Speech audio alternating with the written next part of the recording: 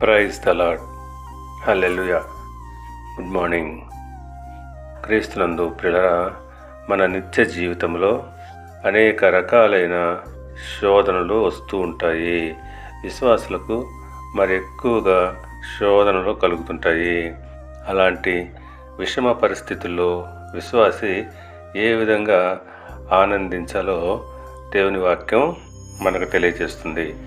యాకోబు పత్రిక 1వ అధ్యాయము 3వ వచనం ప్రకారంగా, మీరు నానా విధములైన శోధనలో పడినప్పుడు అది మహానందమని ఎంచుకొనుడి. ఇలా ఎప్పుడు మనము శోధనలో ఆనందించగలము?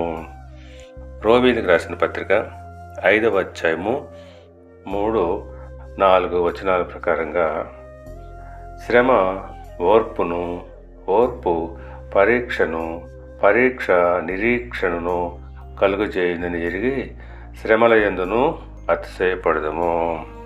అవును, శ్రమ సహనాన్ని కలిగిస్తుంది.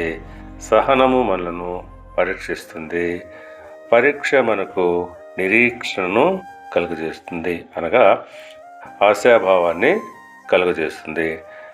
అనగా శ్రమల తర్వాత రాబో మేలులను తలంచుకున్నప్పుడు మనము ఆనందించగలము. అందును బట్టి పౌలు గారు శ్రమల యందు నేను అతిశయించుచున్నాను అంటున్నాడు. కనుక ప్రియులారా, మనము నానా విధములైనటువంటి శోధనలో పడినప్పుడు అది మహానందముగా ఎంచినప్పుడు తర్వాత కలుగబో సంతోషాన్ని మనము అనుభవిస్తాము. దేవుడు మిమ్మల్ని దీవించి ఆశీర్వదించి వర్ధిల్ల చేయనుగాక. ఆమెన్.